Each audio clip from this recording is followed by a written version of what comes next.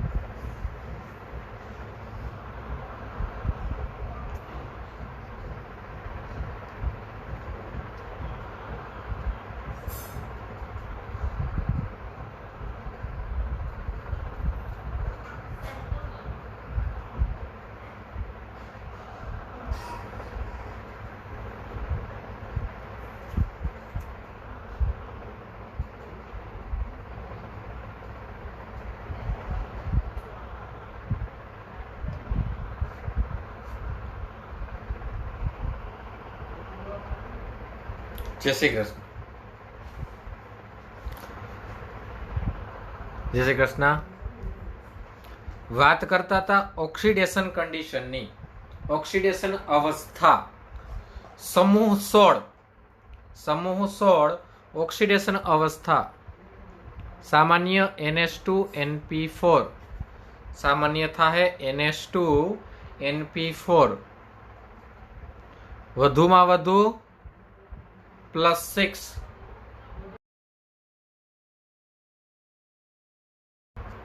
વધુમાં વધુ +6 મેક્સિમમ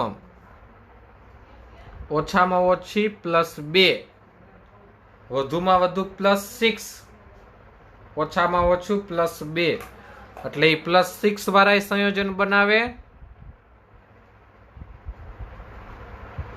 અને +2 વાળા સંયોજન બનાવે. આ સમૂહના તત્વો +6 વાળા બનાવી શકે અને +2 વાળા બનાવી શકે. ઓક્સિડેશનની કન્ડિશન -2 -1 +1 +2. ઓક્સિજન -2 -1 +1 અને +2 ઓક્સિજનની વાત કરવાની છે. ઓક્સિજનની વાત કરવાની છે. જો ઓક્સિજન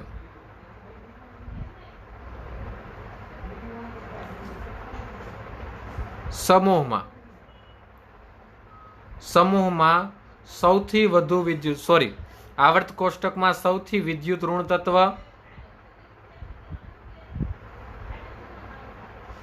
આવર્ત કોષ્ટકમાં સૌથી વધુ વિદ્યુત ઋણ તત્વ ફ્લોરિન. પાઉલિંગ સ્કેલ ઉપર એની વિદ્યુત ઋણતા 4.0. એના પછી કોઈ આવે તો ઓક્સિજન. પાઉલિંગ સ્કેલ ઉપર એની વિદ્યુત ઋણતા 3.5. તો પીરિયોડિક ટેબલમાં ઓક્સિજન બીજા કોઈ પણ તત્વ સાથે, ધારી લ્યો કે હું બીજા કોઈ પણ તત્વને એ કહી દઉં, બીજા કોઈ પણ તત્વ સાથે એ જોડાય તો હંમેશા માટે ઇલેક્ટ્રોન ઈ જ આકર્ષે. પીરિયોડિક ટેબલમાં ફ્લોરિન સિવાય એ કોઈ પણ તત્વ સાથે જોડાય તો ઇલેક્ટ્રોન પોતે જ આકર્ષે. માટે એની કન્ડિશન શું મળે? -2. અને ઇન ડિટેલ આપણે જાણીએ છીએ -2 હોય ત્યારે ઓક્સાઇડ, -1 હોય ત્યારે પેરોક્સાઇડ અને -1/2 2 હોય ત્યારે સુપર ઓક્સાઇડ. તો મળે -2. પણ જ્યારે ફ્લોરિનની વાત આવે છે, ત્યારે સમીકરણો બદલે. જોવો O2F2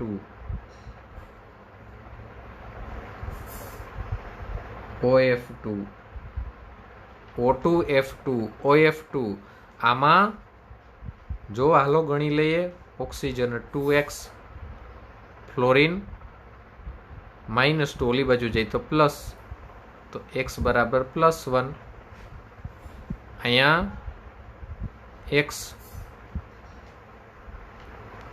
+2. તો એની સંયોજકતા ધન મળી. જુઓ ઓક્સિજનની સંયોજકતા, એનો ઓક્સિડેશન આંક ધન મળ્યો. એનો ઓક્સિડેશન આંક આપણને ધન મળ્યો. તો એની સંયોજકતા આપણને અહીંયા ધન મળી. જોવો,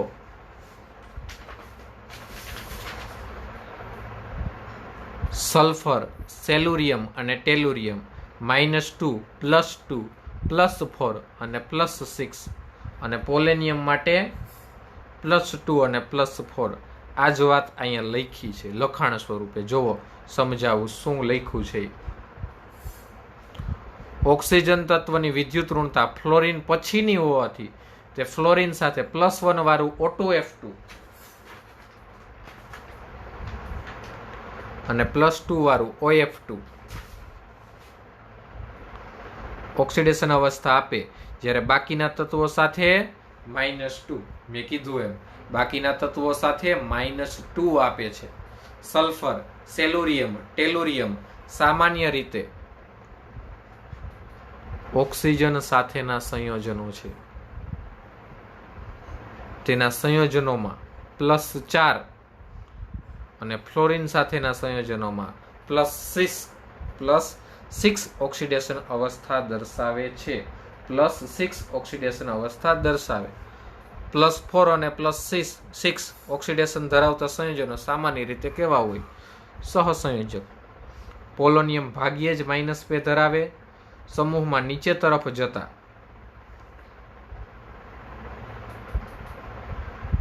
ઓક્સિજન ટુ પોલોનિયમ સમૂહમાં નીચે તરફ જતા +6 ઓક્સિડેશનની અવસ્થાની સ્થિરતા ઘટે છે.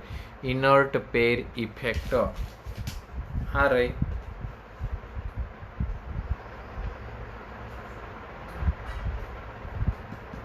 ઇનર્ટ પેર ઇફેક્ટ 2 એકમ જેટલો ઘટાડો થાય.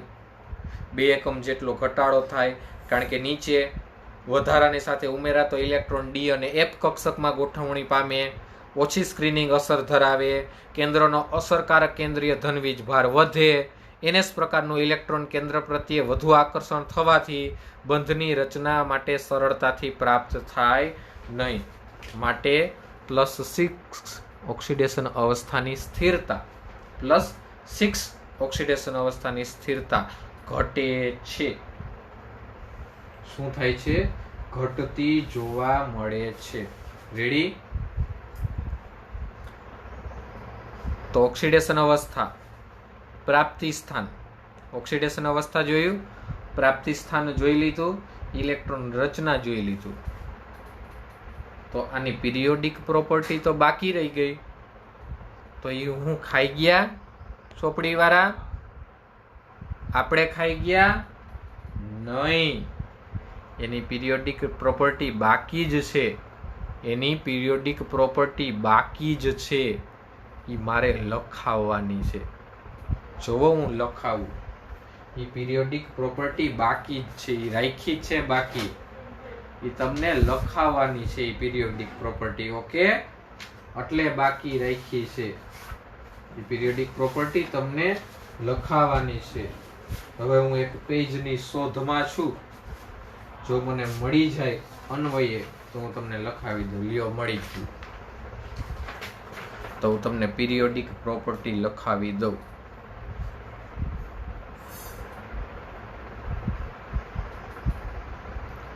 periodic properties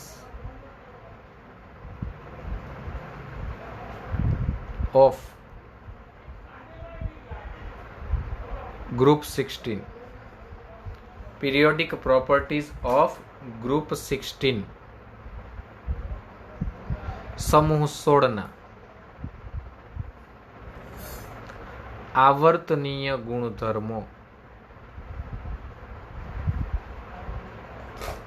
સમૂહ 16 ના આવર્તનીય ગુણધર્મો. હાલો જોઈએ. પહેલું, પરમાણવીય કદ. આવર્તનીય ગુણધર્મોમાં પહેલું પરમાણવીય કદ. સમૂહમાં ઉપરથી નીચે તરફ જતા ઓક્સિજનથી પોલોનિયમ તરફ જતા પરમાણવીય કદમાં વધારો થાય. પરમાણવીય કદમાં વધારો થાય. લખાણમાં ન પૂછાય, MCQ પૂછાય. એટલે એનું લખાણ યાદ રાખવાનું નથી અને આપ્યું પણ નથી. હાલો, ડેલ્ટા IH એના પછી આપ્યું છે ડેલ્ટા IH. આ આવર્તનીય ગુણધર્મો છે. આવર્તનીય ગુણધર્મો એટલે શું તમે જાણો છો. આવર્ત પ્રમાણેના ગુણધર્મોમાં શું ફેરફાર થાય? ડેલ્ટા IH આ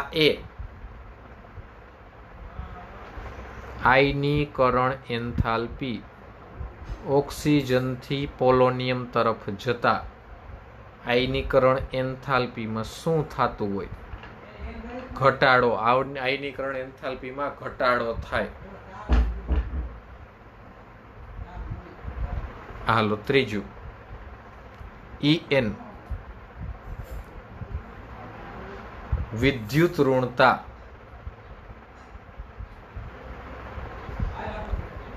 ઓક્સિજનથી પોલોનિયમ તરફ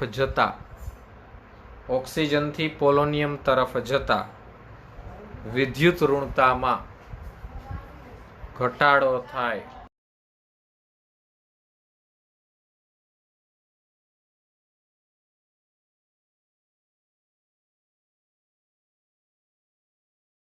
ઓક્સિજનથી પોલોનિયમ તરફ જતા વિદ્યુત ઋણતામાં ઘટાડો થાય. અને હવે એક ડિજિટલ પ્રશ્ન જેના માટે મેં આ લખાયું છે. ઇલેક્ટ્રોન પ્રાપ્તિ એન્થાલ્પી, જેને કહેવાય ડેલ્ટા EGH,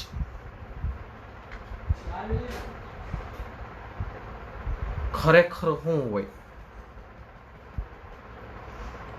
ખરેખર શું હોય હોવી જોઈએ? ખરેખર શું હોવી જોઈએ? તો ઓક્સિજન, એનાથી ઓછી સલ્ફર, એનાથી ઓછી સેલ્યુરિયમ, એનાથી ઓછી ટેલુરિયમ, એનાથી ઓછી પોલોનિયમ. પણ છે શું જોવો, ડિજિટલ આ અપવાદ, આ પૂછાય, અપવાદ જ પૂછાય. સલ્ફર, એનાથી ઓછી સેલ્યુરિયમ, એનાથી ઓછી ટેલુરિયમ, એનાથી ઓછી પોલોનિયમ અને એનાથી ઓછી ઓક્સિજન. તો તમને પ્રશ્ન થવો જોઈએ કે કાં સાહેબ ઇલેક્ટ્રોન પ્રાપ્તિ એન્થાલ્પી અહીંયા કાં આને ઠેઠ છેલ્લે જવા દીધો? એનું કદ નાનું છે. મોઢી નાની ને બાવા જાજા થઈ ગયા. કદ નાનું છે તો હજી ઇલેક્ટ્રોનને સ્વીકારે નહીં, ના પાડે કે નહીં ભાઈ જગ્યા નથી એટલે. અને આવું એક અપવાદ સ્વરૂપ હેલોજનમાં છે. આવું એક અપવાદ હેલોજનમાં પણ છે. ક્લોરીન, ફ્લોરિન, બ્રોમિન અને આયોડિન. ખરેખર ફ્લોરિન પહેલા આવવો જોઈએ અને આવ્યો છે ક્લોરીન. તો આ એના થયા આવર્તનીય ગુણધર્મો. ઓકે, હવે કેમિકલ પ્રોપર્ટીઝ કાલે. રેડી? વિશેષ કાંઈ ન કહેતા. અસ્તુ. જય શ્રી કૃષ્ણ.